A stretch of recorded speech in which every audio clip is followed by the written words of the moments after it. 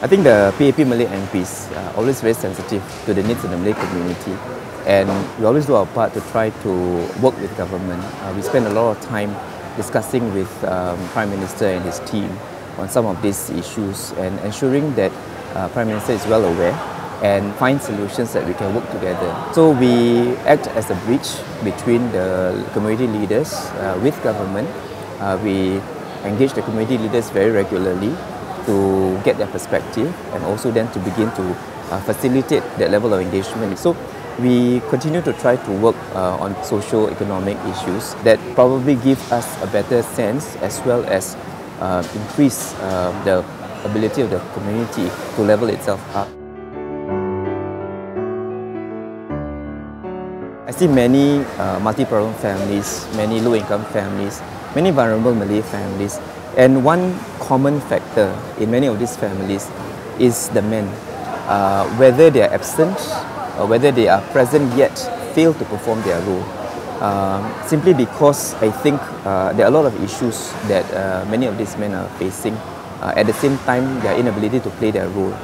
So I think one of the key factors that could possibly help us uplift the Malay community is via strengthening the Malay family through ensuring that the Malay men are able to perform their roles effectively in the family, including dealing with issues of divorce and post-divorce.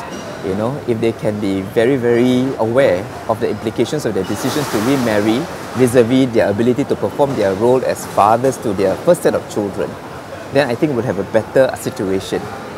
Not that I'm discouraging remarriages, but I hope what we can do is to encourage more responsible husband, fathers, being able to support the families. Oftentimes we look at what government can do, what agencies can do to help, but the community can actually do a lot to help. So I always, when I speak to the community on fathering issues, I will tell the men, for example, I say if you have a divorcee friend, tells you that he wants to remarry. So I asked this group, I said, what will you tell this friend? Will you tell this friend, oh my goodness, good, finally you're going to remarry, you're going to get a wife? Or will you tell him, are you serious? You've got 3 kids. Are you able to support them today? Have you been paying maintenance to them? If you have, then fine. Are you ready to have another set of children? If not, please think carefully, because your 3 children are still your responsibility, even if you are no longer with their mother. So whether it is a friend, whether it is a parent, whether it is a sibling, I think each one of them has a responsibility to play to remind these gentlemen who choose to want to remarry. And I think if we can do that, then it raises the level of consciousness of what it means if you make a decision to remarry. I taught social work and community work when I was in NUS, and the literature is quite consistent that to build communities, you need to allow for closer interaction and build up interpersonal relations, build up social capital. And these things are done through micro engagements.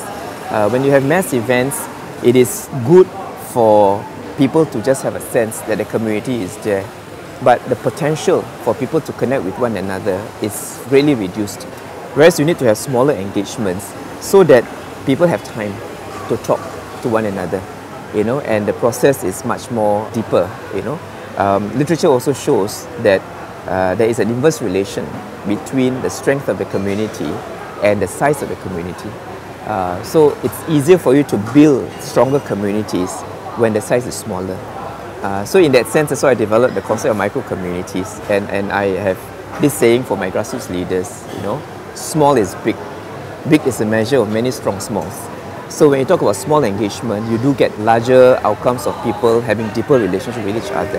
And when these small micro-communities come together, you really have that big, which is a measure of that many strong smalls. So we're trying to work with this model where there's intense engagement, intense outreach at a smaller scale. And we're seeing results. Residents are more forthcoming. They come out, they talk to us, they begin to know each other. And that allows us to also then ascertain the needs within the community.